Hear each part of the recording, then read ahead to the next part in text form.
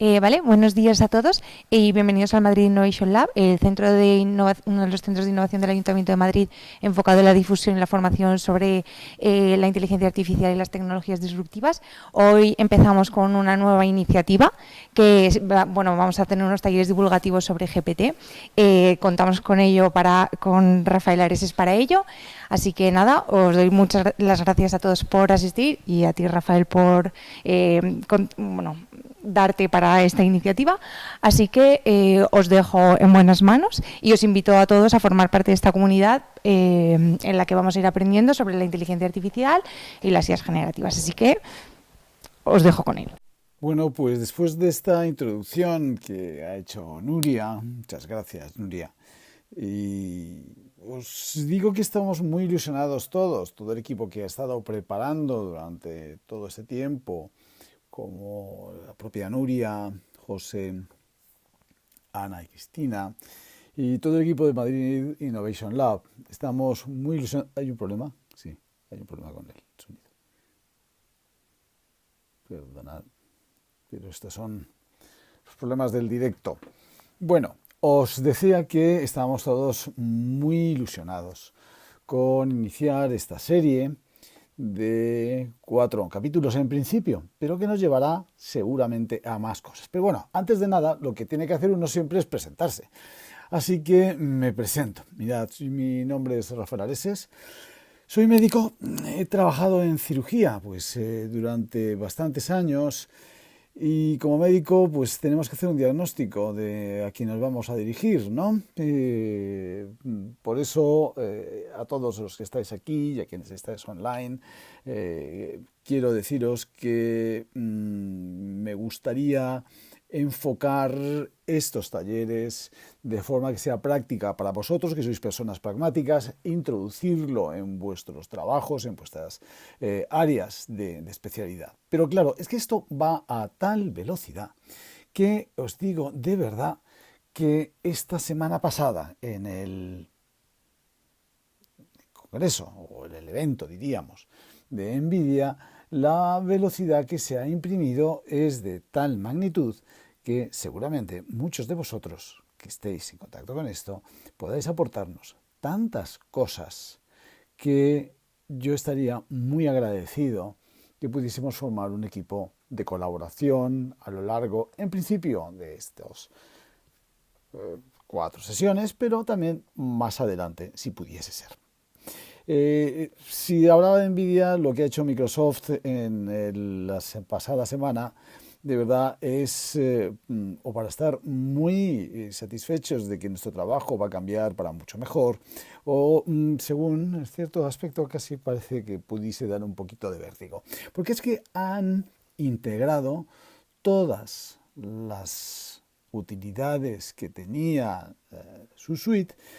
Y ahora mismo podemos hacer tal cantidad de cosas que estamos sencillamente en exploración. Por lo tanto, perdonadnos si tenemos que cambiar alguna cosa a lo largo del propio programa, porque es que lo único que podemos hacer es mirar un poquito por una rendija y intentar adivinar qué es lo que está pasando y con lo que haya pasado hasta ese momento podernos sumergir.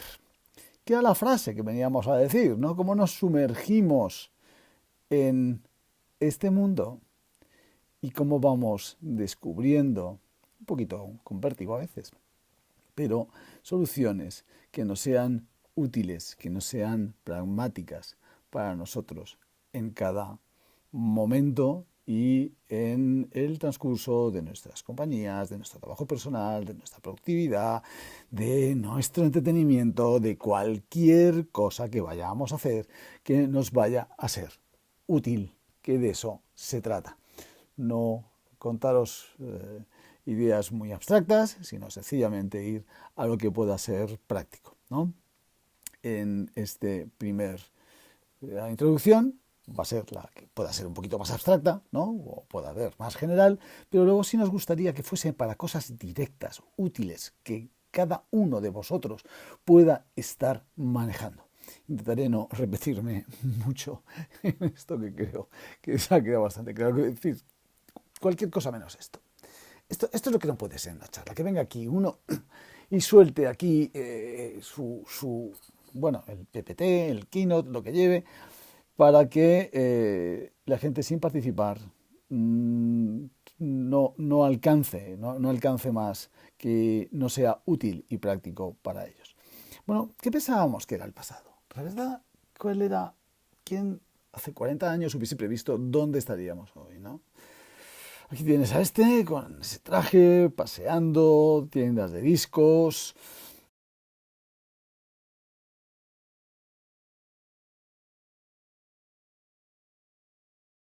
Para esto, mira, os traigo aquí, este es un gráfico de la Universidad de California, en Sacramento, sobre el crecimiento de Internet desde 1990 hasta el año 22. Bueno, pues esto es lo que intento hacer para definirte el futuro. Es decir, es que el futuro es el resultado de millones de vectores, sí, líneas de dirección que se orientan por datos y tendencias que se van agregando, ¿no? Luces, líneas y ligeras explosiones, pero claro, es que ahora parece que estamos en una supernova. Este es una fase explosiva, expansiva, y tenemos que ir recapitulando realmente dónde estamos. Pues parece que estamos en un momento iPhone, ¿no? Pero claro, es que iPhone fue 2007 y ocurrieron cosas a lo largo de ese año. Las APIs se fueron lanzando más adelante, las aplicaciones pues las acogieron a Andy, el de Android, y lo ficharon los de Google. Es decir, pasaron tantas cosas a lo largo de esos 2 años que llamamos momento iPhone, porque parece que fue todo una sola explosión. Bueno, pero es que aquí lo que ha ocurrido es que en un mes, al principio, el día 1 salieron las APIs de OpenAI, a lo largo del mes GPT-4, y la semana pasada los plugins, es decir, los complementos, y estamos todavía asimilando qué es lo que ha pasado la semana pasada. Es decir, están pasando cosas que yo al menos no había visto a esta velocidad a lo largo de los últimos años. Gartner, pues sus curvas de la hiperexpectativa, no sé dónde las vamos a llevar, están en un 42% de crecimiento anual para el sector, para todo lo que tenga que ver con inteligencia artificial, pero yo no sé qué nos van a decir el próximo año. Y bueno, pues te diré, ¿sabes lo que más me revienta de todas las presentaciones que se hacen sobre inteligencia artificial? Pues verás, mira, que se nombra la misma palabra más de 100 veces. Así que vamos a olvidarnos de la palabra. ¿Qué te parece? Bueno, no quiero nombrarla más. Tampoco vamos a caer en decir AI, pero vamos a llamarla IA. A partir de ahora llamaremos la IA. Y ¿sabes lo segundo que más no me gusta? Pues los monstruos. Porque IA es lo menos parecido en el planeta Tierra con ese monstruo del que tenemos que desconfiar en todo momento. El cine ha sido maravilloso y es maravilloso, pero la verdad que en esto no ha hecho mucho favor. No nos ha ayudado mucho a entender, no las imaginaciones que podamos tener sobre estas cosas, sino lo que realmente está ocurriendo en el mundo. Mira, aquí hay una exposición magnífica, aquí al lado, en unos metros de aquí, sobre arte, sobre IA. Y está muy bien, o sea, ver qué es lo que la gente hace y piensa sobre IA, ¿no? Y los artistas. Pero ¿qué es lo que está haciendo IA ahora mismo? Pues no tiene nada que ver con la mayoría de las cosas que hemos visto en el cine. Y te confesaré que la tercera cosa, hay todavía una tercera cosa que no me gusta sobre esto, y que yo creo que deberíamos irnos aclarando, que son no las reflexiones que tengamos sobre el trabajo, los debates son buenos, pero las métricas que utilizamos con respecto al trabajo.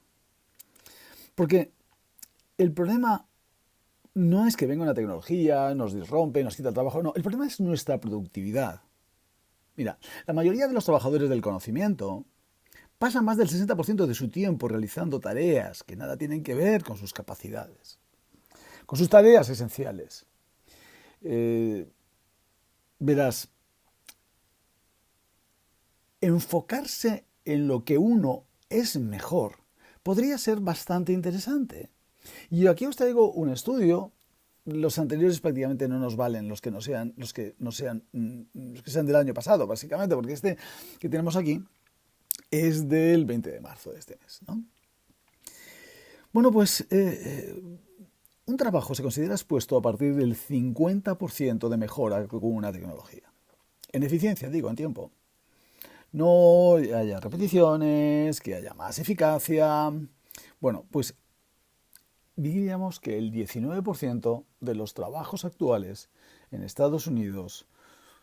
¿Por qué decimos Estados Unidos? Porque no quiero parecer que sea una pedantería, sino porque es donde realmente tienen las cifras.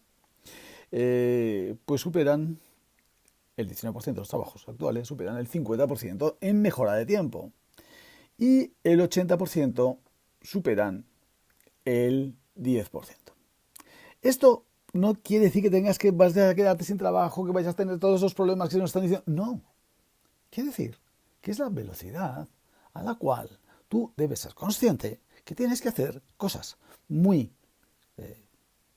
concretas, muy útiles. Esta de aquí, por ejemplo, es una de ellas, para irte adaptando a hacer un trabajo que pueda ser mejor, más completo, como tú lo consideres, como tú lo veas. Y cuidado con las cifras. Había 30 millones de trabajadores en el campo. Ahora hay 3 millones. ¿Qué ha bajado? ¿El 90%? No, no ha bajado el 90%.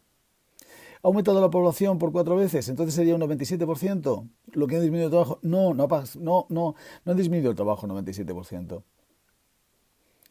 Los trabajos se ocupan. Quisiera, sobre este trabajo que acabo de explicar, ponernos un punto particularmente llamativo, que es que los trabajadores de trabajos más básicos son los que, paradójicamente, en cuanto a lo que pensábamos, están menos expuestos. ¿Cómo lo explicamos esto? Vamos a ver. En los trabajadores del crecimiento, del conocimiento, esta línea de ahí, en referencia a los trabajadores básicos, tienen mayor exposición. No es que hacer un robot es lo más difícil que hay.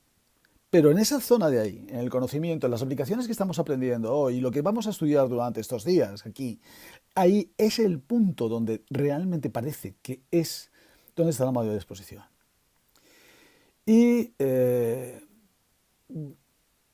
dicho esto, vamos a volver a lo que estábamos hablando de los monstruos. Así que vamos a dejar de pensar en ver monstruos cuando hablamos de la IA. El segundo aspecto que decíamos, hemos hablado, por supuesto, del nombre, excesivas veces el nombre, en segundo lugar, los monstruos. Aunque algunos sean atractivos, pero no dejan de ser monstruos cuando hablamos de IA. Y también parece que hay como malas intenciones. Yo lo vería como esto. Vamos a ver cómo te digo. Yo, cuando quiero hablar con IA, pues parece que nos comunicamos con algo supuestamente inteligente, que no tiene nada que entender del lenguaje natural humano que todos hablamos. ¿Tú cómo hablas con esto? Tú le dices 200 palabras y capta. Al fin y al cabo capta unos 10 conceptos. Todo lo demás que estás diciendo no vale. Pero esos 10 conceptos sí te los coge, sabe dónde tiene que hacer, sabe qué tiene que hacer. Intenta comunicarte. O sea, no te tengas miedo a la tecnología. Y, pobre, mírala, ahí está, no te entiende. Intenta comunicarte con ella, que entienda lo que quieres decir, que sepa qué quieres decir. Porque para eso, pues, hasta ahora sí necesitabas única y exclusivamente saber código. Aquí vamos a ver algunas otras cosas distintas que puedas comunicarte sin necesariamente saber código. Porque ya no es tan complejo. Algunas cosas, como te habían enseñado ahí arriba, es mucho más fácil y lo puedes hacer con tu lenguaje particular. Pero claro, si tienes un lenguaje de programación, por supuesto, No está esto enfocado específicamente a desarrolladores de software, pero sí el código es mucho más restrictivo y entenderemos en la próxima sesión las diferencias que tenemos entre código y el lenguaje que nosotros hablamos. El lenguaje humano es ambiguo, el lenguaje de código es mucho más restrictivo. El lenguaje de código, lo que te preguntas es qué hay a continuación. O sea, mándame la siguiente instrucción. Y si no sabes, si ves que no te hace caso, no es culpa de él. O sea, no es culpa de la máquina, no es culpa del software. Es culpa tuya, que no sabes comunicarte. Por eso, en las siguientes, hoy esto es una introducción, pero en las siguientes intentaremos ver cómo hablamos sin necesidad de código, pero con algunas estructuras que hay en la mente del desarrollador hacia código. Se llama prompting. Vamos a ver, voy a poner un ejemplo práctico. Yo te pregunto aquí, ¿qué hay? ¿Cuáles son los relojes más grandes? Y tú, pues, parece que te están llamando tonto. Claro, pero ¿cómo que no? El rojo y el verde. Pero ¿qué dificultad hay en esto? Pero sin embargo, para un ordenador esto es tremendamente complejo. Es otro proceso que no tiene en absoluto nada que ver con lo que tú haces. Verás, nuestro cerebro es un órgano evolutivo, tiene que pasar por el canal del parto. Por lo tanto, lo que es no puede ser tan grande, tan enorme como un ordenador en Arizona. Tiene que pasar por ahí y por lo tanto lo que es una maravilla de eficiencia energética con 12 vatios. Poder hacer todo esto con 12 vatios y para no reventar. El cerebro es algo que tenemos que entender que tendrá unas limitaciones. Las limitaciones que tiene es que solamente puede manejar entre 4 y 7 parámetros simultáneos. El que más. Pero tienes que manejar esos 4 parámetros y en serie, además. Es decir, no vas en paralelo, no puedes mandar 7 vías, no puedes pensar en 7 cosas a la vez.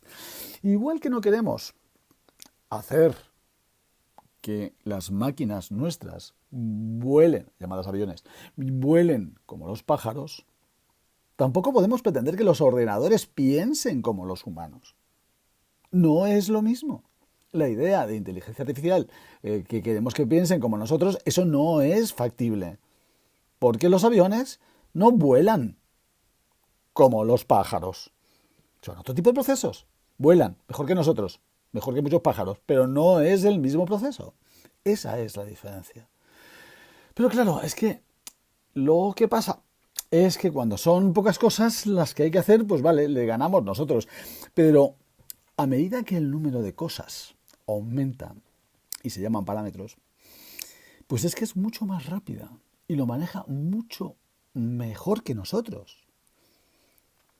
Variables que nosotros podemos hacer en cálculo de regresiones lineales, logísticas, demás, ese se puede hacer y cómo ve una máquina. Vamos a ver, vamos a poner el ejemplo. No me voy a meter mucho con la inteligencia porque realmente me es difícil de definir, hay muchas definiciones de inteligencia, pero yo creo que de vista todos lo tenemos bastante más fácil, ¿no? Sabes que las máquinas se quedaron más o menos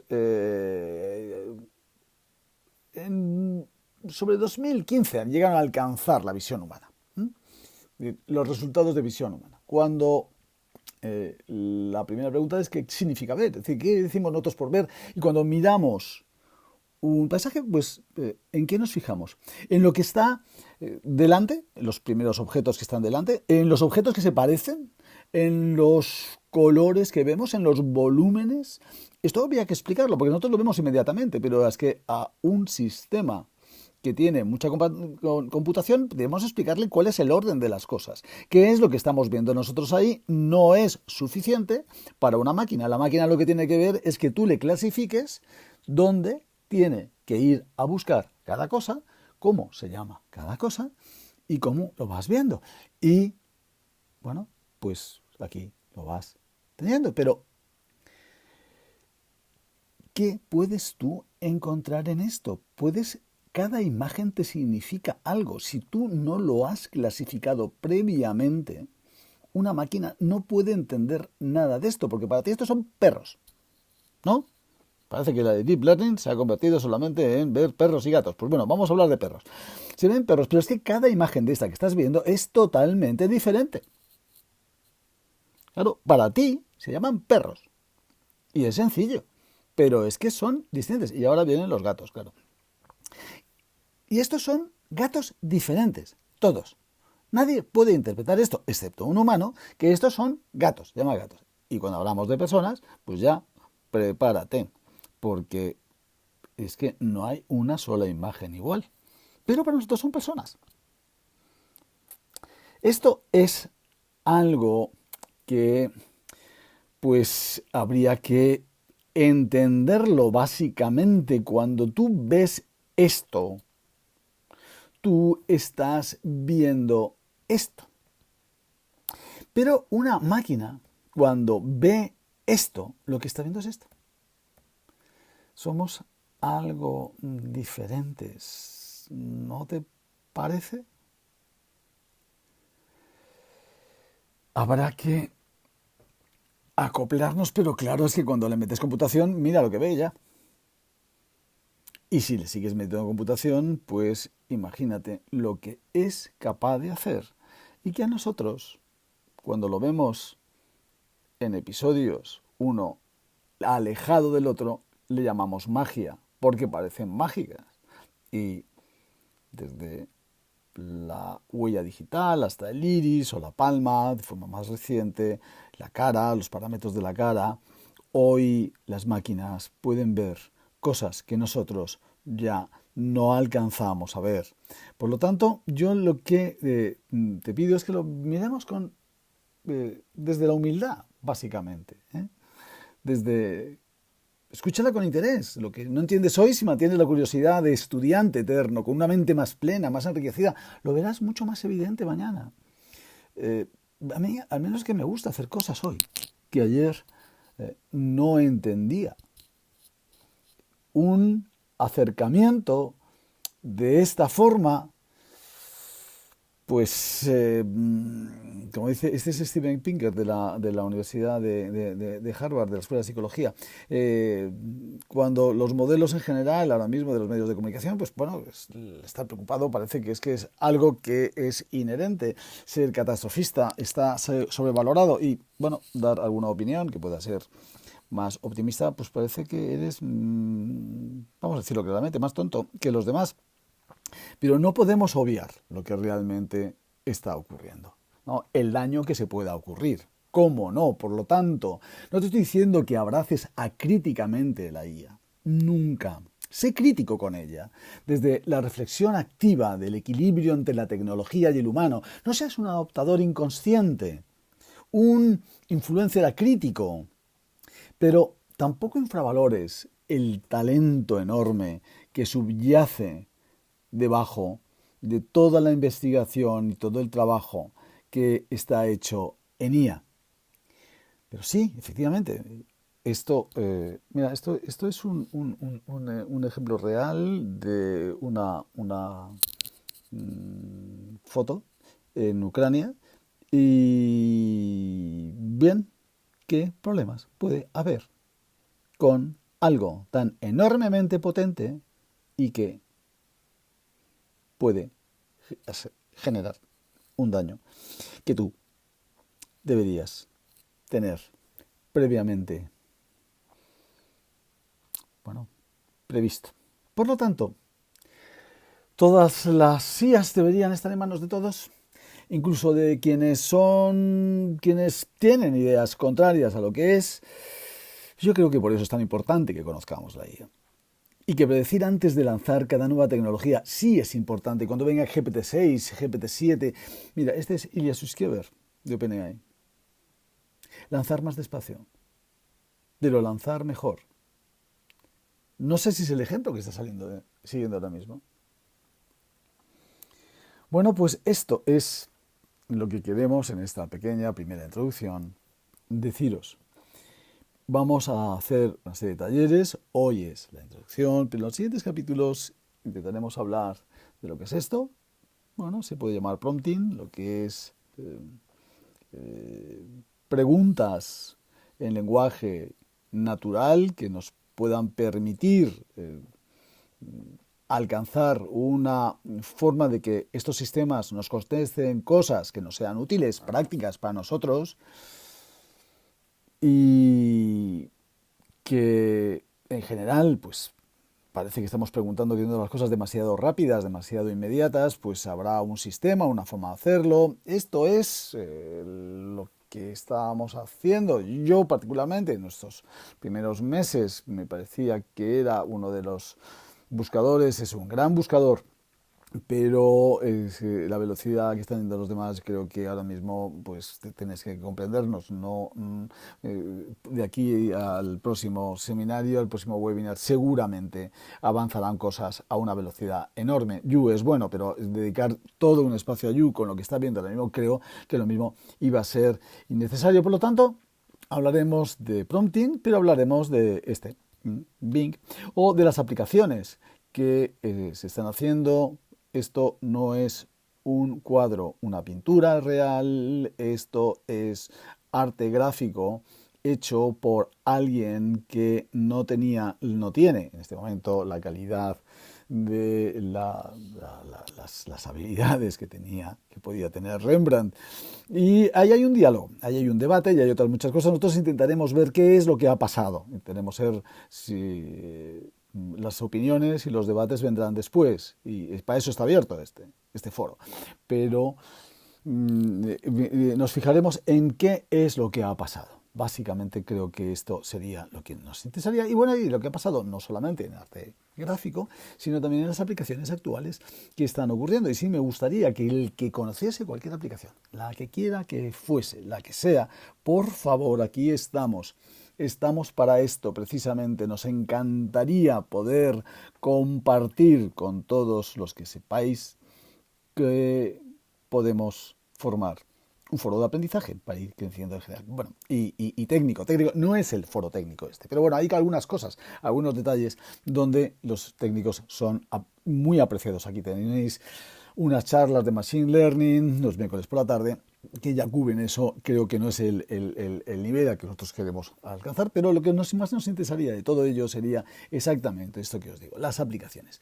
¿Cómo podríamos con aplicaciones conseguir que cada uno aportase en lo que conoce y cada uno aprendiésemos de cada uno de vosotros en lo que sabéis? Bien, pues con esto llegamos a querer contar en este proceso la segunda parte de esta primera introducción. Verás, la palabra inteligencia artificial se debe a este señor. Toda la culpa del malentendido no es que lo tenga este señor, pero el éxito que tuvo John McCarthy en 1956 al ponerle el nombre, porque es que, mira, tú que suena bien el nombre, hasta que lo adoptó el diccionario Merriam-Webster. También, por eso, donde tú busques, en Wikipedia, donde quieras, te dirá que es la capacidad de las máquinas de simular comportamiento humano. Algo que 65 años después, por supuesto, no persigue nadie en su sano juicio. O sea, pregúntale tú eso hoy a GPT-4, ¿no? Mira, y este es un gráfico de Kiela para la Universidad de Stanford, donde el 0,0 es la línea roja, que corresponde a la capacidad humana para ver. En general, esto es para ver. Inteligencia es un poquito complejo porque son tantas definiciones y yo no me atrevería a definirlo, pero ves que en el eje de abscisas el tiempo está medido en años, está 2021, y este es el desarrollo de la visión por ordenador de los primeros modelos. El MNIST de dígitos escritos a mano, de MIT, el Switchboard. Bueno, 20 años para llegar a 2015, como os decía antes, igualando la visión humana. ¿Te acuerdas de lo que estamos viendo, lo que hemos visto de visión en ordenador? Bueno, pues aquí es donde viene. 20 años nos pasamos para conseguir que los sistemas vieran como los humanos. Pero ¿qué es lo que pasa con los modelos posteriores? Pues Imagineers de Stanford lo hizo en 2015, después con solo 6 años. Pero es que los últimos modelos lo consiguen en un año. Y estamos hablando de 2021, porque ¿en cuánto tiempo lo consiguen hoy las redes neurales generativas? Bueno, y aquí tienes a GPT-3, OpenAI, Lambda, Pan de Google. Ahora el eje de abscisas no está en años, porque es en días. Está en flops, operaciones por segundo. Bueno, no me voy a meter en eso. Lo que quiero decirte es que hoy esto está visto sobre 137 habilidades humanas que están alcanzando o pueden alcanzar las máquinas. No me refiero a la inteligencia. Esto es muy complejo de definir la inteligencia, perdonadme que lo repita. Pero es que en 137 habilidades la evolución, la velocidad va en ese sentido. Entonces, siendo las habilidades en general, queremos que las máquinas repliquen el cerebro humano. Queremos que de verdad que apliquen el comportamiento humano, que quieran conquistar el mundo cuando le das una indicación, que no es todo lo precisa que le dio Kubrick en el año 68 para su película de 2001, Odisea del Espacio, o cualquier otra cosa parecida a lo que se llama comportamiento humano. Bueno, aquí los tienes. ¿Realmente pensaban que íbamos a por sus trabajos? ¿Qué tiene que ver lo que hace la inteligencia artificial con lo que nosotros decíamos? Y aquí es donde vinieron todas las definiciones. Estos señores se reunieron en la conferencia de Dartmouth, en New Hampshire, en el año 56, y donde se definió el término y donde se definieron pues tantas cosas que han sido el malentendido, básicamente, que está incluso en los diccionarios. Inteligencia artificial, aquí lo llamo 1956, pero es que luego las cosas cambian. Estos son los mismos personajes unos años después. Las personas son las mismas, pero parece que las cosas cambian, ¿no? Y el mundo ya era otro. Pero bueno, a la gente le siguió gustando el mundo y entonces lo definiré rápidamente, no quiero complicarlo demasiado. Os digo que la inteligencia artificial, al fin y al cabo, es el estudio de agentes que realizan tareas complejas de múltiples variables. Lo que hemos visto antes, no caben tantas variables en el cerebro humano. Sujetas a restricciones determinadas por el entorno. Es el entorno quien lo marca, no tú. Tú pones las restricciones para que sea real lo que sacas, que sirva para algo. Para tomar decisiones directas de soluciones, que se aterricen en cosas directamente. Es decir, porque aunque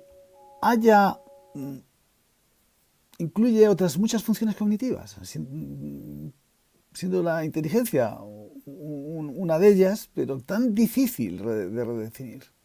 Entonces ni es artificial, porque está desarrollado por nosotros, que somos humanos, ni es inteligencia porque es muy difícil explicar esto de la inteligencia. Claro, hay cosa más difícil que ser optimista sobre algo y parecer inteligente, así que no será mi ejemplo en este caso. La interacción humano-máquina no se circunscribe a la inteligencia. Aunque lo mismo, claro, venden menos películas, lo mismo también vende menos titulares, ¿no? Y ¿cómo explicamos lo que ha pasado y que nos ha traído hasta aquí? Pues mira, lo que ha ocurrido es que se han unido tres procesos alineados. ¿Cómo lo explicaríamos? Porque ha habido muchas más cosas, ¿no? Ha habido la tecnología de comunicación, ha habido variaciones sociales enormes, pero ¿cómo explicamos que hay tres cosas que se han mantenido hace un calor aquí tremendo, no sé si vosotros lo tenéis, o es el énfasis que se pone cuando uno habla de estas cosas, pero sea como sea, voy a quitarme esto, si no os importa un momentito, y para poder seguirlo explicando y no variar el énfasis que le ponemos a la cosa. Bueno, vamos a ver, os decía, son tres fenómenos, tres elementos que se han venido repitiendo desde que ocurrió aquello que estábamos viviendo, año 56, ¿no? Antes incluso también, pero no vamos a entrar en eso. ¿Qué es lo que pasa? Mira, aquí lo que tienes es el Intel 4004 de 1971, que es con el que inició su negocio la compañía Intel para el Departamento de Defensa. Y aquí es donde parece que empezaron más las cosas que en otras conferencias que se hicieron durante el verano. Mira, el hardware. El hardware es la primera de esos tres misiles que has visto ahí. Como la disminución en el tamaño del microprocesador coincidió con la carrera balística, la carrera espacial que nos necesitaba para dirigir los misiles, ¿no? Las cápsulas espaciales para explosionar la primera revolución digital. ¿Qué pasaba? Pues que tenías que mandar dentro de aquella ojiva nuclear, no podías mandar un ordenador ENIAC, no podías mandar aquellos monstruos enormes que llamaban cerebros electrónicos, tenías que mandarle poner algo pequeño que dirigiese bien, que se llamaba carrera espacial, porque iba hacia la Luna, pero bueno, ya que iba a la Luna, pues también podía acabar en Moscú. Y entonces con eso, pues ahí mezclas un poco las dos cosas, la carrera espacial con la Guerra Fría. Y la compañía Intel, pues, transformó esto y lo pudo vender. Y ¿cuántas veces has oído tú ya que lo que llevas en tu smartphone es mucho mayor que lo que llevaba el Apolo 11 que llegó a la Luna, ¿no? Pero es que, claro, son 17 billones de operaciones por segundo lo que hace, ¿no?, tu móvil. Y es 17 millones de veces mayor. Y cuando ves el disco duro de 1 tonelada del IBM Ramac 305 de 1952, creado en San José con 50 discos de 24 pulgadas, es que la capacidad que tenía era 5 megabytes. Es que 5 megabytes. Es una imagen que aquí pixelaría. O sea, tú no mandas imágenes ya ni de 5 megabytes. Y aquí en esos 100 discos que tenía este bicharraco, pues era para almacenar 5 megabytes. O sea, sencillamente esa cantidad. Por lo tanto, es que las cosas han cambiado. Sí, pero no es que hayan cambiado sin más, es que han cambiado mucho. O sea, no es que sean mejores, no es que haya avanzado, es que ha avanzado mucho. Y mira, esta es una máquina actual de fabricación de chips. Bueno, pues así los fabrican. Los chips son, en este momento, el producto más sofisticado que produce la especie humana sobre el planeta Tierra. El microprocesador no puede ni imprimirse por otra cosa que no sea ya por fotones. Estamos en distancias de 9 nanómetros y producen cosas como estas. CPUs, TPUs, no es el caso aquí, IAUs, pero no es cosa de explicar aquí cada uno de ellos. Pero el hardware ha evolucionado de esta forma. Y, claro, ese hardware de estos microprocesadores, tú los unes en este tipo de arquitecturas de combinación, asociaciones tridimensionales de chips de IA que multiplican por 1000 a 1500 las prestaciones de lo que estábamos viendo antes de los chips anteriores, pues terminas construyéndote un centro de datos. Y está muy relacionado el hardware precisamente con los datos, ¿no? Porque la segunda fuerza de la que vamos a hablar, es el segundo misil, son los datos, la enorme cantidad de datos recopilados, el combustible de la revolución. Porque todo es numérico. Cada 2 días, no 2 años, 2 días, se crean tantos datos como desde el principio de los tiempos hasta 2003 y en cada año se crearán más datos que en el resto de la historia. A partir de 2020 está pasando eso, con lo cual posiblemente sea cada menos tiempo. Este que tienes aquí es el Mare Nostrum, es el ordenador que tenemos en Barcelona, que me va a servir un poquito para explicar qué tenemos, qué quiere decir los gigabytes, que es lo que tú manejas diariamente, los terabytes, que es con lo que tú acumulas personalmente, los petabytes, que es de lo que vamos a hablar aquí, que es el tamaño de un data center. Esto es ya la medida del petabyte, que es la capacidad que tiene el mayor ordenador de España. Aquí lo tienes con sus 300 petaflops, pero realmente estamos hablando del petabyte, un petabyte de información.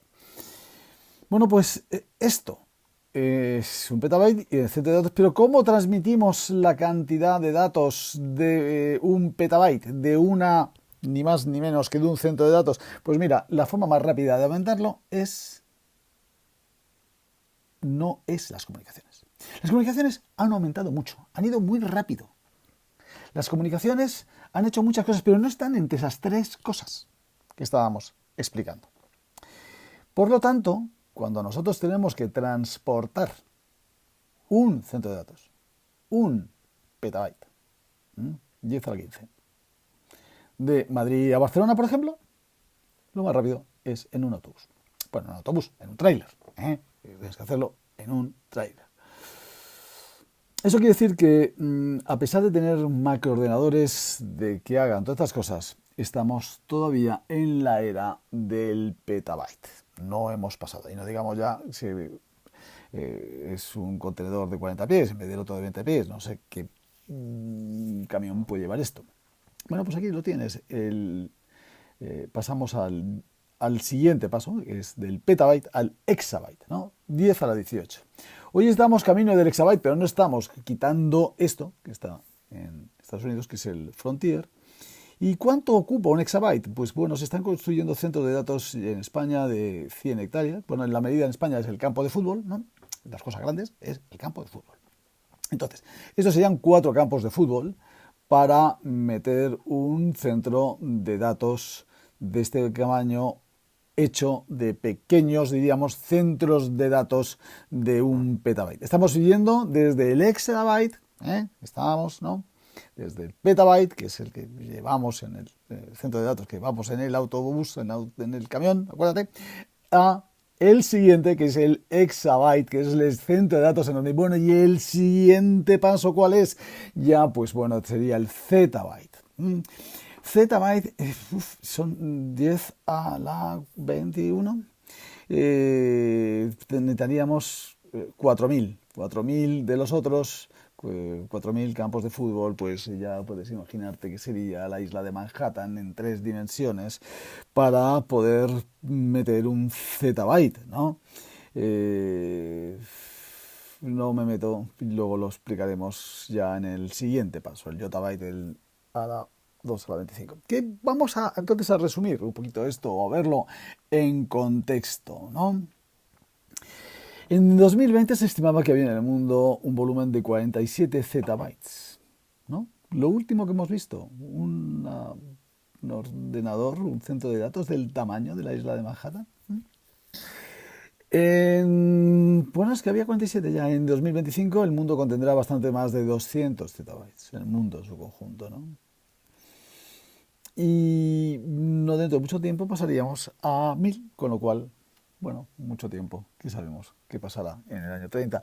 Pero próximamente serán 1000 y llegaremos en el yottabyte.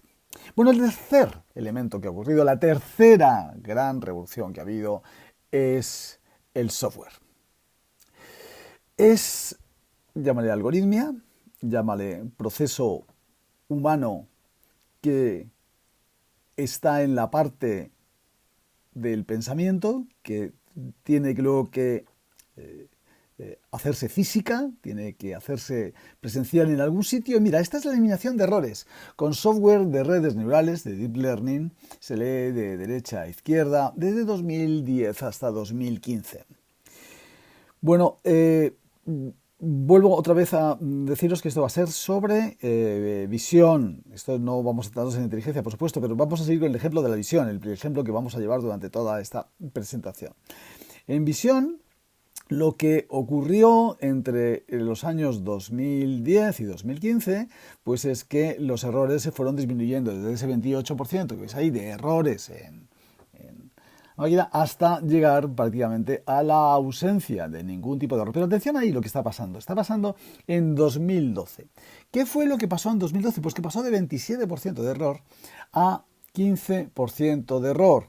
Lo que hizo que este sistema llegase casi al error de cero prácticamente en 2015, 8 años después. Pero ¿qué te parece? Pues que ven mucho mejor porque la pendiente de la curva no es la de hace 20 años, sino esta. ¿Os acordáis de lo que habíamos dicho? Pues fueron estos señores, ¿no? Distraídos por la prensa, se nos ha pasado que el 30 de septiembre de 2012 un equipo de la Universidad de Toronto desarrolla este gráfico que ves ahí arriba.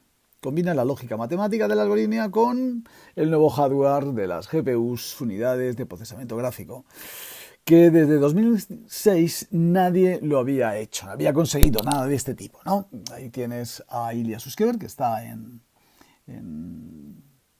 OpenAI ahora mismo tienes a Hinton, que es el creador de Deep Learning, y estos señores, ¿qué fue lo que hicieron? Pues coger la realidad del mundo y poder meterla dentro de una máquina. ¿Cómo se hace esto? Esto no es algo que conceptualmente, si lo entendemos, yo creo que iremos bastante directos al problema que queremos explicar aquí hoy. Es decir, el mundo real, ¿cómo lo metes dentro de una máquina? Lo llevas a matemática, que es el lenguaje natural del mundo, del universo, habla en matemática, lo transformas de esas matemáticas o matrices, lo más a vectores, que a su vez puedes operar y puedes incluirlo dentro de una GPU. Los técnicos que estén viendo esto, seguramente que están por venir aquí y tenerla conmigo. Pero es la forma que yo tengo de poder explicar, esto es puramente divulgativo, por favor, de poder explicar cómo a través del pensamiento humano, del trabajo, enorme trabajo humano, pero de la matemática y de vectores físicos, poder utilizar elementos físicos reales, que son las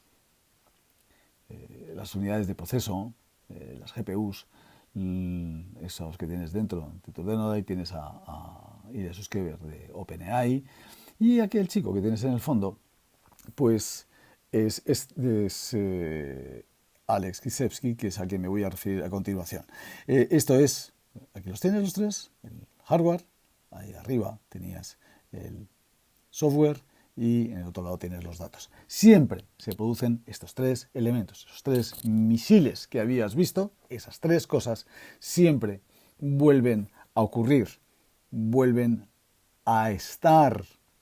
Y este es Alex Krizhevsky, se llamaba AlexNet, la red. Bueno, pues este niño multiplica la capacidad de las redes neurales Deep Learning por un factor de 1000. Que esto produce la explosión de las redes neurales. Desde entonces estás volviendo a oír la palabra inteligencia artificial, 2012. No es que sea solamente este niño, por cierto, es ucraniano, pero no es solamente que, bueno, pues dispersos por otro tipo de cosas que pasaban, no nos enteramos de esto, pero esta es la que yo quiero decirte. La prensa sigue enganchada a aquella definición original de 1956 de John McCarthy, que la definió erróneamente como una cualidad propia de humanos que podrían desarrollar las máquinas. Concepto tan ridículo como repetido. Y desde entonces ha habido la explosión enorme que conoces y que fuera de los círculos de gente de ciencia ficción prácticamente no se utilizaba en absoluto. La diferencia entre las cosas que pasan en realidad, Alex Krizhevsky, las cosas que mantenemos todavía en nuestra imaginación, en nuestra memoria, como John McCarthy, esa era la GPU, y si ves aquí, pues la ley de Moore se duplicaba el número de transistores en un microprocesador cada año. ¿Os acordáis de aquello? Se cumplió hasta 2012, luego tuvieron que hacer otro tipo de cosas, ¿no? Unirlas en core, tu ordenador ahora mismo no lleva solo un procesador, lleva los core, organizados en una arquitectura. Bueno, son detalles que nos van a interesar ahora mismo, pero ¿qué fue lo que pasó desde 2012 y qué fue lo que cambió a partir de no solamente ese trabajo, de los trabajos que entonces se estaban desarrollando? Ahí ves que esto ocurre hasta 2012 y a partir de 2012, 2015 empiezan a pasar cosas distintas. Se acababa la ley de Moore, pues resulta que se multiplicó la ley de Moore en principio por un factor de 5, como ves ahí ahora en esa línea verde. Los modelos de transformadores lo han multiplicado todavía mucho más. Si miras aquí, decía en la línea verde, verías que se había multiplicado por 5, pero si tú ves lo que ha ocurrido ya últimamente, estamos en una multiplicación posiblemente cercana a 12. Bueno, ¿y por qué estamos en esta época exponencial? En 12 de junio de 2017, la publicación de este artículo va a ser un hecho disruptivo en la historia de la IA.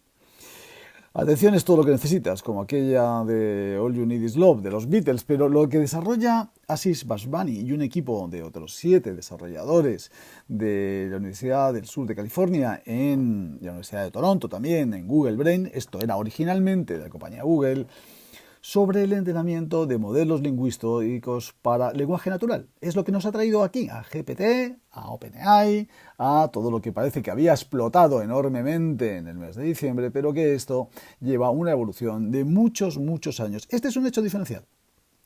Igual que estábamos hablando antes de lo que había pasado en la Universidad de Toronto, esto es otro hecho diferencial. Es el segundo gran hecho diferencial. Y esto lo que viene a decir es que el ordenador tiene que funcionar de una forma muy particular para entender cuál es la diferencia entre las cosas que son relevantes y las que no son relevantes.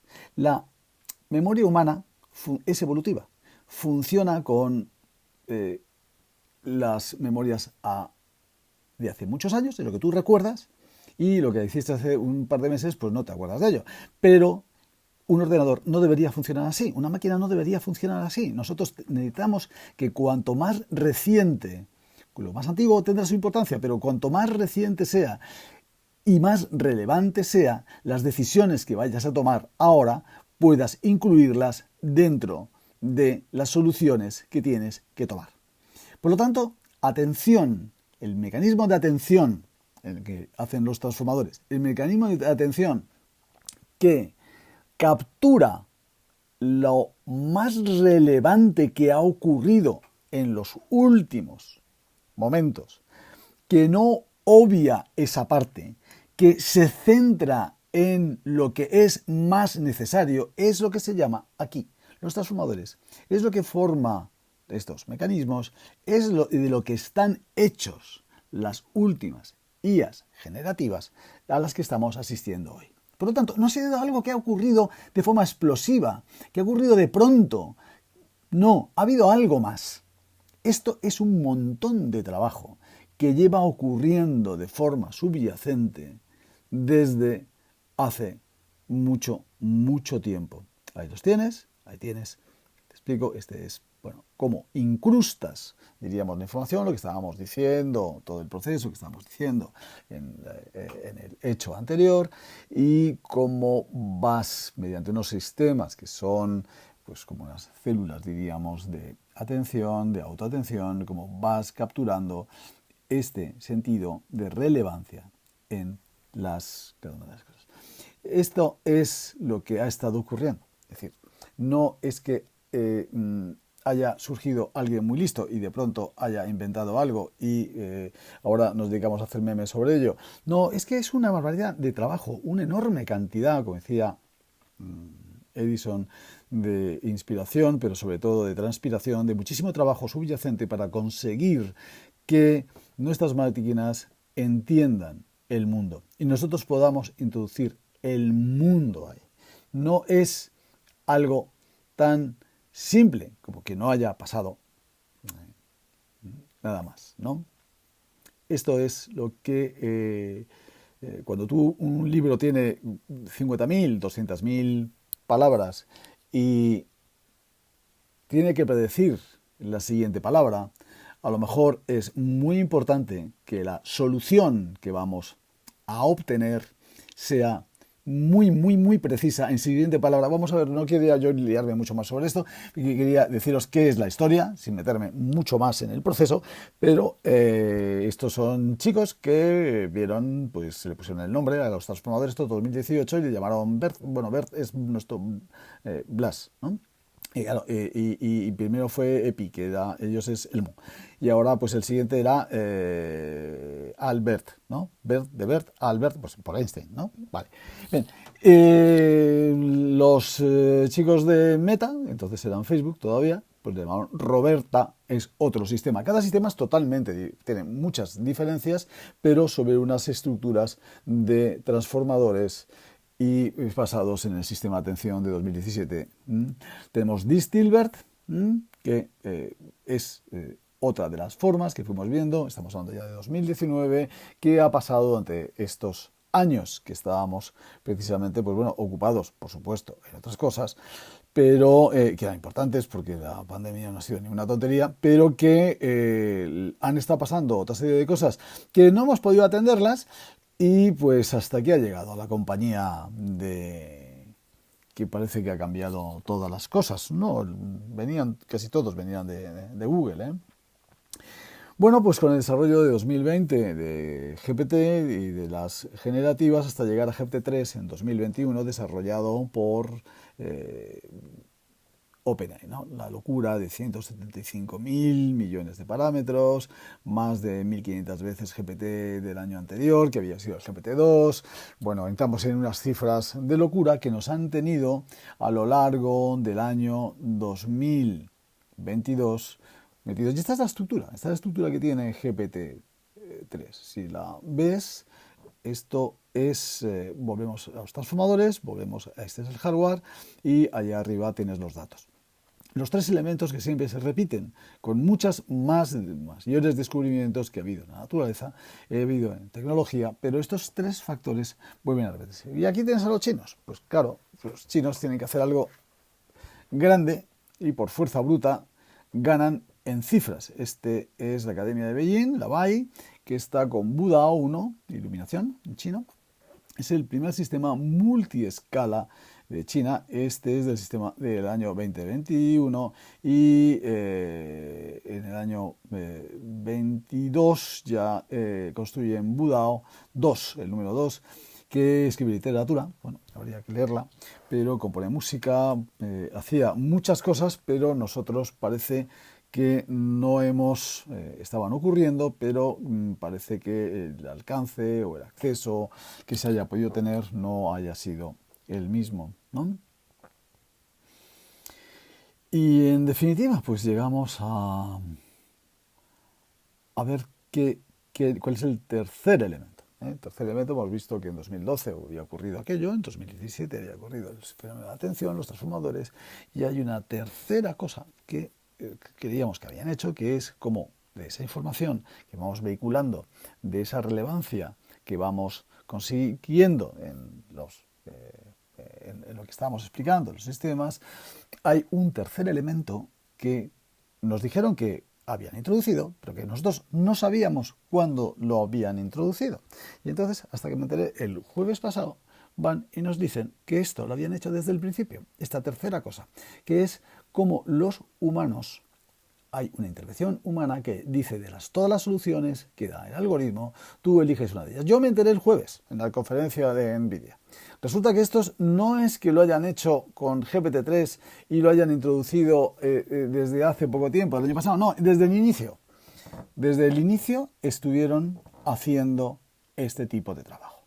Incluían siempre desde que empezaron a trabajar, incluían los trabajos de reinforcement learning, de aprendizaje por refuerzo, que es una de las tres principales formas de aprendizaje de machine learning no supervisado. No voy a entrar en este tipo de detalles porque no se trata de esto, esta conferencia no viene de esto, pero si tú, no, por lo que sea, no se entiende algo, pásalo, porque lo vas a entender en la siguiente.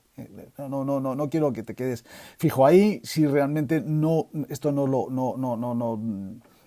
te va a interesar, pasa a la siguiente que lo entiendes exactamente igual de bien. Bueno, el hecho real es que la tercera cosa, la primera era cómo incrustábamos eso dentro de una unidad de proceso, de un ordenador. La segunda, ¿os acordáis? Que era cómo vemos lo relevante. La tercera es cómo podemos seleccionar dentro de lo relevante cuál es la verdadera opción.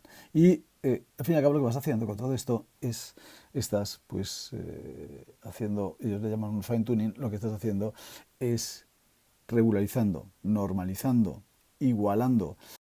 Bueno, y vamos con la tercera cosa, que después de poder incrustar la información, ver lo que era relevante, qué tercera cosa ha habido, que ha sido la entrada del reinforcement learning, los algoritmos de reforzamiento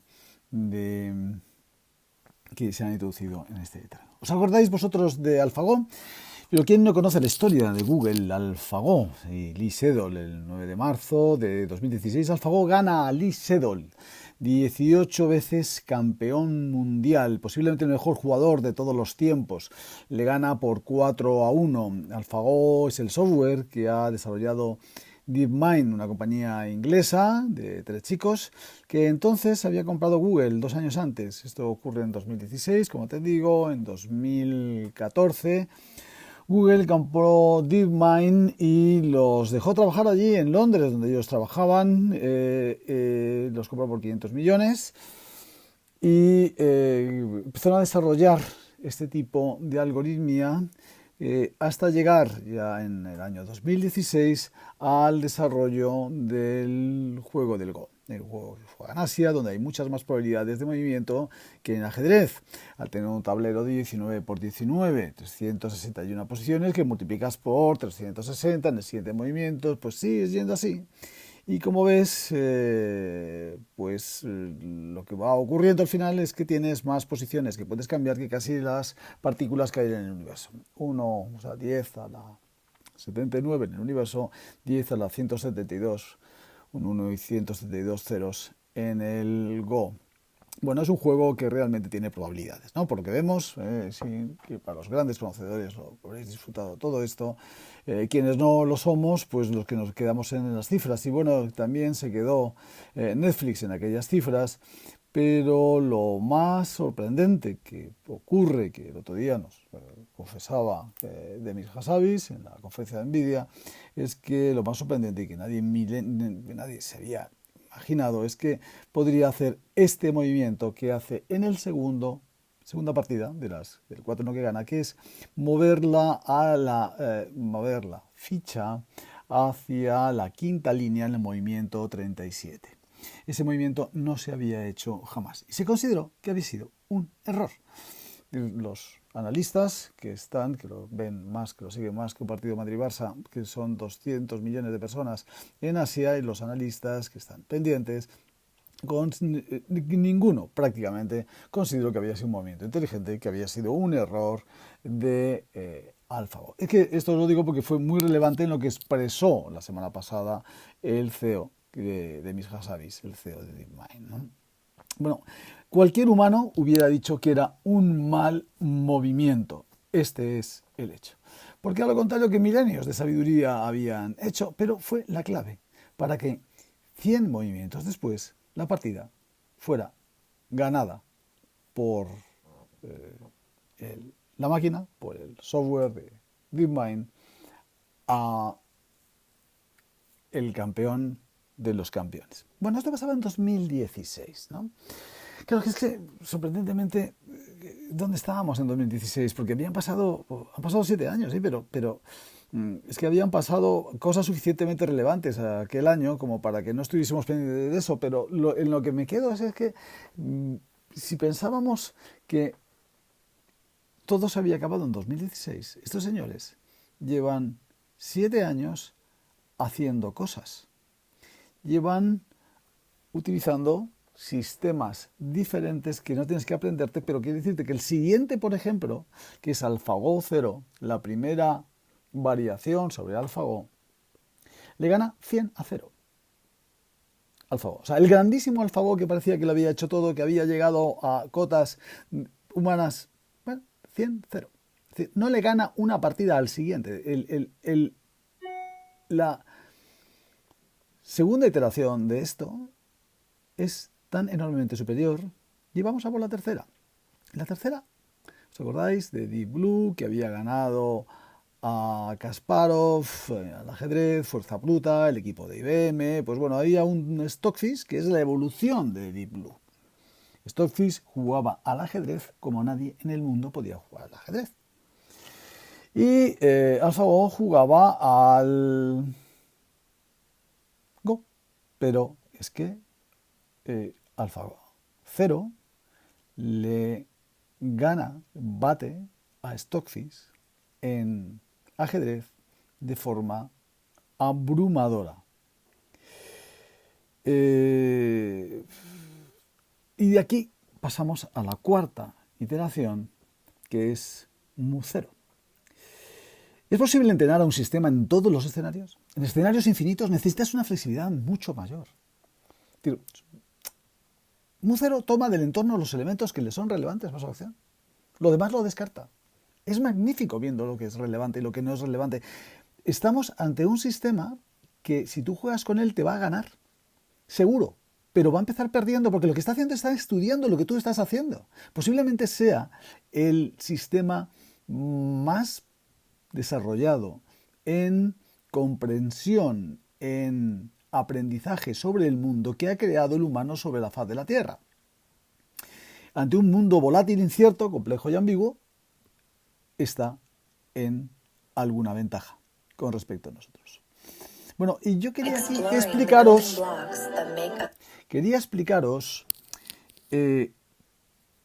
cosas que ha hecho DeepMind. Y me voy a ir a los números, sencillamente a los números, no voy a entrar en muchas más consideraciones.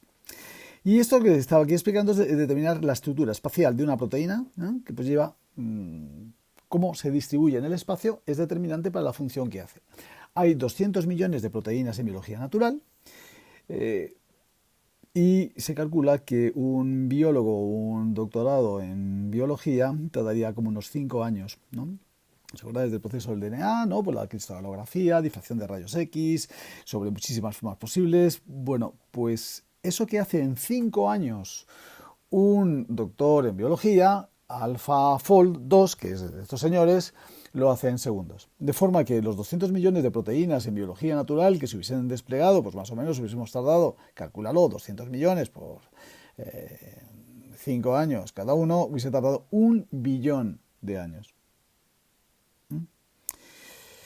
Bueno, pues esto lo hizo AlphaFold 2 en 1 año. Tenemos clasificadas todas las proteínas en su tridimensionalidad. En un catálogo, los humanos, que vamos a ver qué podemos hacer con todo esto, porque es que las cosas vienen demasiado rápidas a veces, las tenemos clasificadas en 1 año por AlphaFold. Un trabajo de 1 billón de años. Bueno, vamos a imaginarnos que en vez de tener a un biólogo, pues tenemos 1 millón de biólogos trabajando. ¿Hay 1 millón de biólogos trabajando en esto en el mundo? Pues bueno, 1 millón de biólogos, si dividimos por el billón ese, que te digo, de años, por 1 millón, pues nos queda 1 millón. O sea, que 1 millón de años todavía es bastante. Es decir, que esto ha sido 1 año.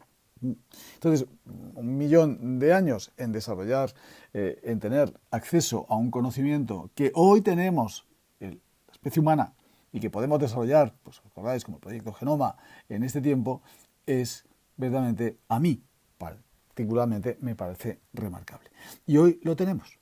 Tuvimos el Genoma, en finales de los 90, un proyecto enorme que concluyó a principios del milenio, con el que pues muchas veces todavía no sabemos ni qué podemos hacer y ha disminuido expectativas con respecto a lo que nosotros pensábamos en aquella década, en la cual estábamos todos en genómica. El poder disponer ahora mismo de la estructura espacial en 3D de todas y cada una de las 200 millones de proteínas es lo que podemos estar llamando que la ciencia va a una velocidad digital. Ha trascendido la dimensión humana y pasa a tener una dimensión que puede resolver no solamente problemas en la biología, sino muchos problemas que consideramos los humanos insolubles. Bueno, y aquí ya llegamos, por fin. Entonces, a la gran revolución, a GPT, una explosión de utilidades que parece que vienen un poco de la nada, sorprendentemente, algo ha pasado y la imaginación de todo el mundo dice que, pues bueno, ahí está, ¿no? En los chistes, están los memes, están en todos lados, algo que parece que ha explotado y que vosotros hoy sabéis, los que estáis aquí, que lleva muchísimo tiempo de trabajo, muchísima gente con mucha capacidad y con mucho esfuerzo haciendo. Pero es que claro, las cifras son las que son y son enormes, ¿no? Si ya Stable Diffusion había hecho esto, destrozado todas las gráficas de implementación de tecnología a lo largo del año 2022, veis esa línea a la izquierda, va hacia arriba, o sea, ¿qué tardaron en implementarse?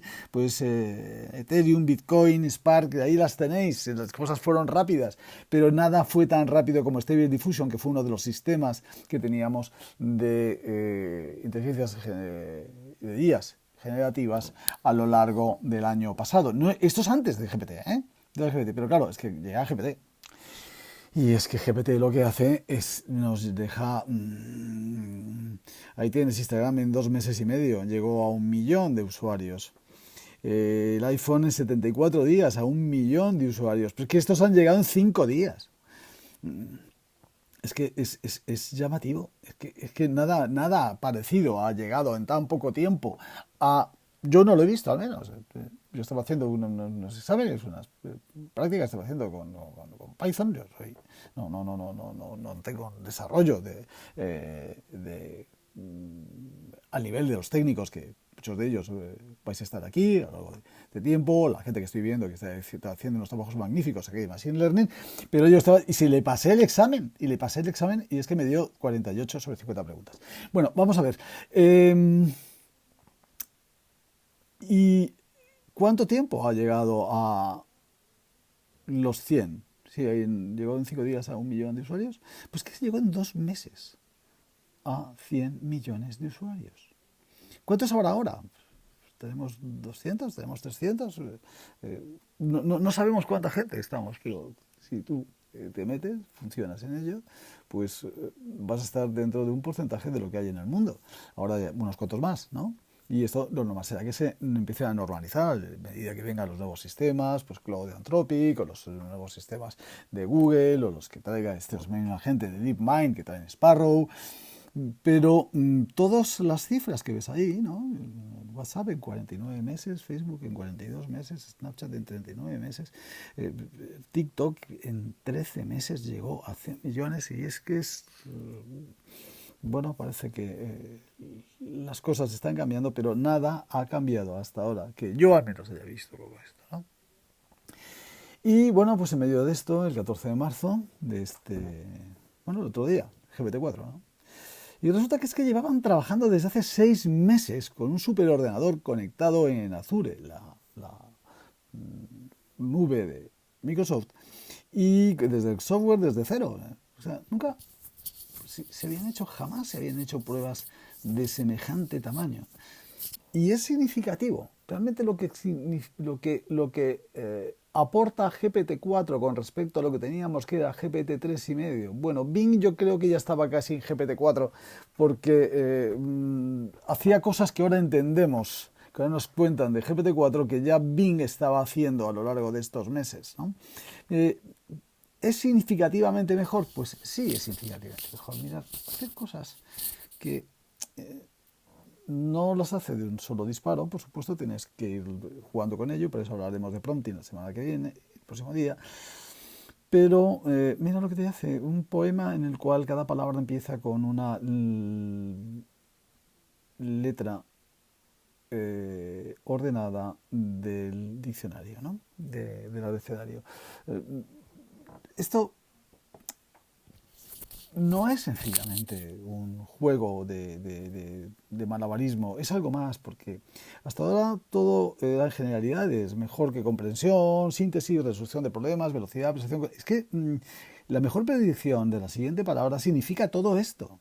Es que arreglas las cosas mejor, es que haces las cosas mejor, no es simplemente una repetición sin más, es llegar a más habilidades. Bueno, y por supuesto todo el mundo explota en todo esto, y que a ti te importe, pues ya quedarme en un detalle, ¿no? Que es el texto. El prompting de 25.000 palabras, que GPT-3 era en 3.000 y Bing estaba en 1.000, pues el prompting que veremos los próximos días, tú puedes incluirle 25.000 palabras. Son 32.000 tokens, pero bueno, es una conversión entre token y palabra que más o menos nos sale en 25.000. ¿Qué significa esto? Vamos a ver, un libro tiene 45.000 a 200.000 palabras. Vamos a imaginarnos que ese libro fuese una novela policíaca, una novela de misterio, ¿no? Y vamos, ¿qué queremos saber? Pues bueno, ya suponemos que es el mayordomo, el asesino, pero vamos a ver quién es el asesino de esas 200.000 palabras que hay en el libro. Bueno, si es de misterio tampoco te preocupes mucho, a lo mejor son 80.000. De esas 80.000 palabras que hay en el libro, tú tienes que, al final, en la última página, va a salir una de las 80.000. Tú te imaginas que puede ser esta, otra, tu mente puede estar discerniendo, viendo cuál podría... No, una. O sea, tienes que escoger una. Es importante que esa una palabra sea precisa o no sea precisa. ¿Tú qué crees? ¿Que da igual? O sea, que realmente es un sistema repetitivo que coge de 200.000 palabras, puede coger arbitrariamente, estadísticamente, bien elegido, sí, vale, pero una, pero estadísticamente y poder hacer todo ese proceso. ¿Tú crees que eso es un proceso que podemos llamarle sencillamente estadística computacional? Bueno, te voy a decir el nombre de quién fue. ¿De quién lo hizo? Entre 200.000 palabras. Creo que es importante. Y por lo tanto, todo lo que avance en ese sentido, todo lo que sea mejor en ese sentido, quiere decir que el sistema entiende mejor lo que pasa en el mundo. Entiende mejor lo que pasa, no completo, de acuerdo, no es completo, pero todo lo que pasa en el mundo tiene una mejor capacidad de lo que tenía el sistema anterior. Y esto es un progreso. Por lo tanto, estamos en un camino de progreso que puede llevarnos hacia nuevas habilidades. Ya habíamos visto aquellas 137 del principio, pero parece que va a haber algunas otras más. Insisto, no voy a hablar de inteligencia, no voy a hablar de sistemas generales, de eso entra dentro de la especulación. Va a ser muy, muy bonito y va a ser muy, muy interesante en los debates, pero aquí lo que nos referimos es que estos sistemas hacen cosas que justo el anterior sistema, ChatGPT, llamado GPT 3,5, era incapaz de hacer. Bueno, pues es que ChatGPT hacía exámenes humanos, pues conseguía esto en azul que ves aquí, que aprueba exámenes de distintas modalidades, en el que pues vas viendo ahí como los exámenes de MIR, ¿no? Podría ser, o exámenes de texto, exámenes en los cuales tienes multirespuestas, esas opciones te va a ir seleccionando y vas viendo cómo los resultados que vas teniendo son realmente eran ya llamativos, estaban en azul, pero es que GPT-4 pues los tienes en verde. Parece que ha habido un cambio significativo en todo esto, ¿no? No es algo que sea anecdótico o ligero, ¿no? El cambio parece que ha sido lo suficientemente significativo. Aquí los tienes, algunos de ellos. Bueno, no vamos a entrar en muchas más particularidades. Los exámenes han cambiado. Hoy por hoy, en enseñanza, tenemos que saber cómo enfocamos el conocimiento de las personas de otra forma distinta al examen tipo test online que teníamos hasta ahora. Esto ha cambiado, es otro tipo de elemento distinto, puede que sea de golpe o puede que lo vayamos haciendo de a pocos, pero realmente hoy por hoy en educación, en formación, toda nuestra forma de testear a la gente tendrá que cambiar de alguna u otra forma. Y en cuanto a cómo lo hacía entonces ChatGPT o GPT 3,5, a como hoy lo hace GPT-4, esta es la diferencia que estáis viendo aquí, de azul a verde, que parece que es lo suficientemente significativa, ¿no?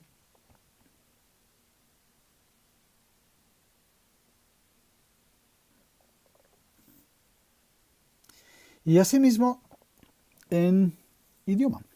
Es decir, este sistema hablaba inglés porque, bueno, lo mandas en inglés porque como es de allí, pues parece que va a entenderlo mejor en inglés. Lo que mejor entendía era el inglés. Entendía otros idiomas, por supuesto que los entendía, pero es que GPT-4 parece que, por lo que parece, entiende el español, cualquier idioma mejor que como GPT-3.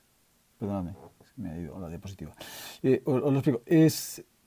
Parece que en cualquier idioma que no sea inglés, GPT-4 habla mejor que lo que hablaba inglés en GPT 3,5. Es decir, habla mejor cualquier idioma de lo que hablaba el sistema anterior, ¿no? Y es multimodal. ¿Qué significa que es multimodal? Porque le das una foto de tu nevera por dentro y te hace un menú, por ejemplo. Que habría que verlo, tenemos que verlo. Va a servir para gente discapacitada o invidentes en general. Vamos a ver qué lleva esto y qué utilidades no. Va a tener, pero indudablemente en la introducción multimodal, es decir, de audio, de imágenes y de vídeo, van a significar un aumento enorme en la forma de capturar esa idea del mundo que os decía que tenía el nuevo sistema del que estamos hablando ahora mismo, que es GPT-4. Bueno, Ivals es un lugar común para que los desarrolladores compartan su experiencia. Es decir, es el GitHub de OpenAI ahora mismo, donde todos los trabajos que se hagan en desarrollo hay un lugar común de discusión, de aportación, de conocimiento, de transferencia, con lo cual es un lugar de enorme utilidad para los desarrolladores. Y bueno, aquí lo tienes, el 4. Yo particularmente lo veo más lento, pero efectivamente sí, es más preciso. El sistema BART, que se introducirá próximamente por parte de Google, será más rápido y posiblemente, por lo que parece, lo que estamos viendo, será más específico, siempre y cuando busques en determinadas zonas específicas. En las generalidades parece que lo que está contestando hoy GPT-4 con respecto a GPT-3,5 y con respecto a las pruebas que se están haciendo en BART es que es más preciso. GPT-4 es más preciso y hay una diferencia que vamos apreciando de forma muy ligera por lo que se va soltando. Se van soltando cosas de poco a poco, no viene el sistema entero. GPT-3,5, o sea, ChatGPT tuvo como unas 4 o 6 iteraciones, pues irán soltando. En esta primera versión que se ha soltado, yo lo que veo es que le puedes introducir muchísimas más palabras, puedes utilizar el texto entero de un artículo, lo veremos en la próxima edición de estos webinars. Puedes mandarle el artículo entero, ya antes que mandarle la referencia, y pues lo que te hará, te lo va a capturar entero y te va a dar una precisión mayor, con lo cual creo que tiene bastantes aplicaciones sin haber llegado a la parte multimodal, que todavía no puedes meterle imágenes. Cuando metemos imágenes, cuando metamos audio, nosotros estamos en eso y precisamente... Bueno, pues no es fácil funcionar con audio en ese sentido y y cuando metamos vídeo, pues iremos viendo todas las particularidades que tiene, ¿no? Bueno, pues lo que te decía es un superior en las métricas de todos los exámenes, es superior en el número de parámetros que utiliza, pero de cualquier cosa que te esté hablando tenemos que irlo descubriendo a lo largo de estos días. Esta es una imagen de una película donde realmente te pregunta, bueno, pero quizá, ¿cuál es la pregunta importante? ¿Por qué vais tan rápido? ¿Por qué hay que ir tan rápido? Mira, no es que sea rápido ni no rápido, es que hay muchos problemas en el mundo. Las cosas se hacen bastante mal en general.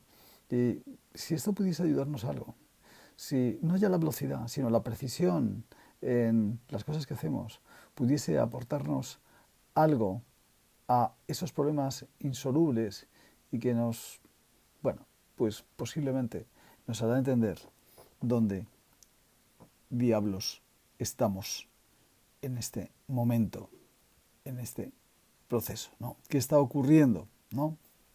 ¿Qué está ocurriendo en el mundo en este momento con estas, bueno, vértigos, estas velocidades que tenemos un ratito todavía, nos queda un ratito que podemos debatir, las preguntas que haya en chat y demás, pues nosotros estamos, yo ya os digo que quiero estar abierto a todo esto, porque esto no se trata de que venga aquí alguien y os cuente una historia, sino que lo que realmente importante es la participación, lo que vosotros vayáis haciendo, porque me importas tú, o sea, no me importa que alguien haya desarrollado cosas y que a mí me puedan dar vértigo o miedo, no, me importas tú, me importa que seas tú quien entiendas esto, quien lo utilices para algo tuyo, que no vivas aterrorizado con un mundo que en vez de generarte problemas lo que te va es seguramente a resolver cosas, porque hay cosas que el cerebro humano no puede resolver, perdonad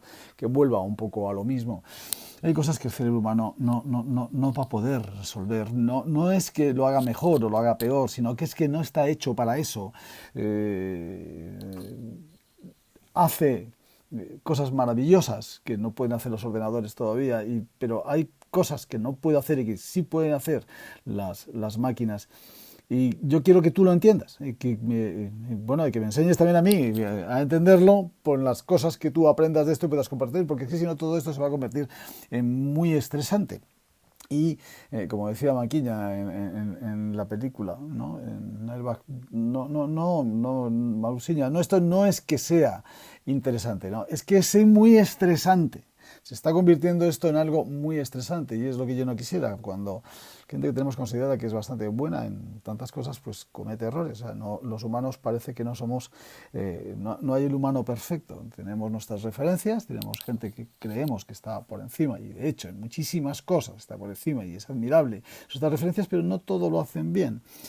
Y esto podría darnos a entender un poquito o a pensar cuál es nuestro lugar, ¿no? Esta revolución copernicana, ¿no? En la que se nos ha envuelto todo lo que es nuestra posición, ¿no? Estamos en el centro del universo, giraba el Sol, todo giraba alrededor nuestro, resulta que estamos en una esquina de una galaxia particular, bueno, no quisiera filosofar ni abstraerlo demasiado, pero quiero decirte que nos ha quitado un poco el sitio en el que estábamos en el mundo, ¿no?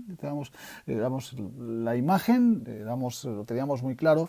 Bueno, cada vez parece que las cosas van siendo distintas, en el sentido de que nuestra posición en el mundo es, como humanos, tenemos que irla entendiendo, tenemos que irla asimilando, tenemos que ir adoptando, porque claro, y perdona que vuelva con el rollo antes de esto de la inteligencia, pero es que cualquier cosa, cualquier habilidad que se hace cuando es vista, claro, es que la vista no es inteligencia. El cerebro humano es casi la tercera parte del cerebro, tiene neuronas aplicadas a la visión. Pero en cuanto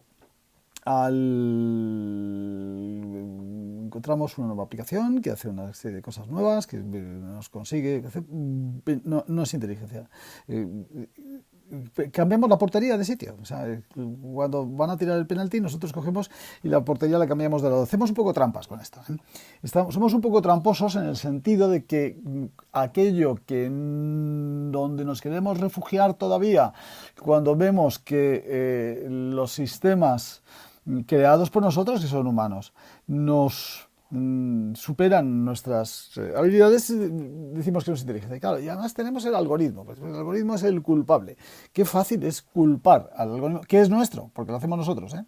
Pero qué fácil es culpar al algoritmo, que es el culpable de todas las cosas que al fin y al cabo nos terminan ocurriendo, ¿no? Comete errores y, bueno, y hace las barbaridades, lo hacemos nosotros, ¿eh?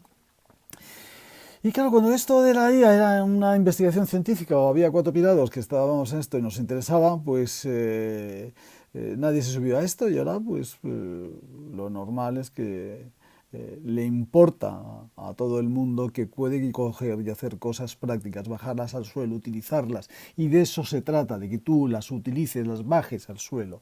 Que te subas al carro, bien, aquí no hay gente más antigua que sepa más cosas. Y que, no, si tú sabes utilizarlos, si tú sabes conseguir que ocurran cosas, que sucedan cosas que a ti te funcionan, de eso se trata.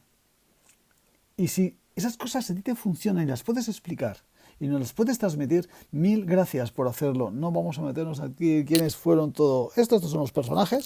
Aquí tienes a Sam Altman, a Demis Hassabis, creo que los hemos nombrado, Stuart Russell, los grandes desarrolladores de Deep Learning a lo largo de los años 80 y 90. Esto lleva un trabajo enorme. Esto lleva la historia de la ciencia detrás.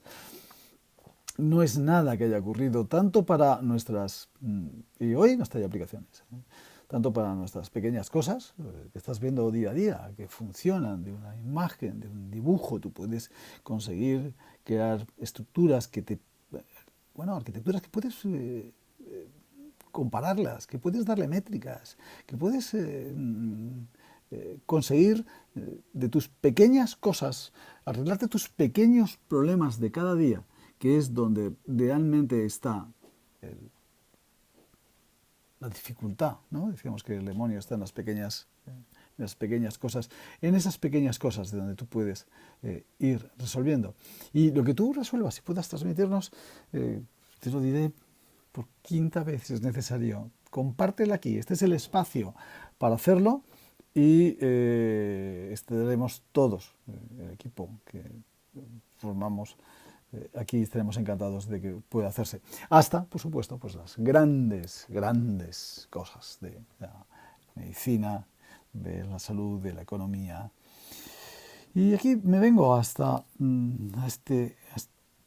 esta famosa frase que aquí la tenemos. Es que ha llegado. Esta diapositiva es muy antigua. La utilizaba para unas presentaciones antiguas, pero y la traigo de nuevo, ¿no?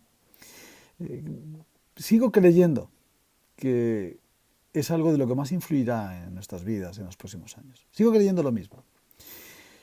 Y aunque no esté distribuida de la misma forma, inteligencia artificial, IA, lleva con nosotros mucho, mucho tiempo. Antes había que explicarlo. Antes de decir que estaba en el navegador, que estaba en el buscador, que estaba en otro sitio, que estaba en... decía la siguiente palabra que vas a decir. Bien, ahora ya no vamos a tener que explicarlo. Ya no es como un autopiloto que hace las cosas él solo.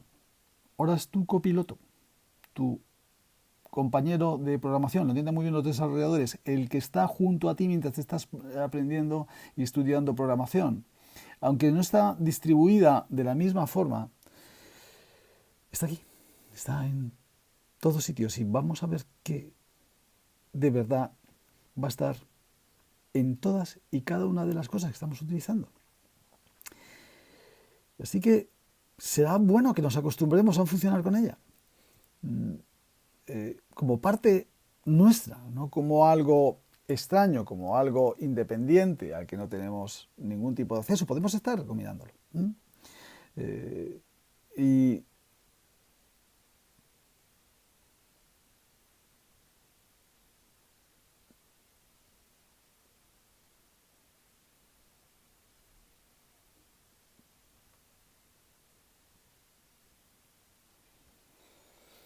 Y sí, para terminar, quiero decirte que aunque en cada uno de estos movimientos que estés haciendo, tú no estés escalando la montaña más alta, pues por eso no creas que estás escalando la montaña equivocada.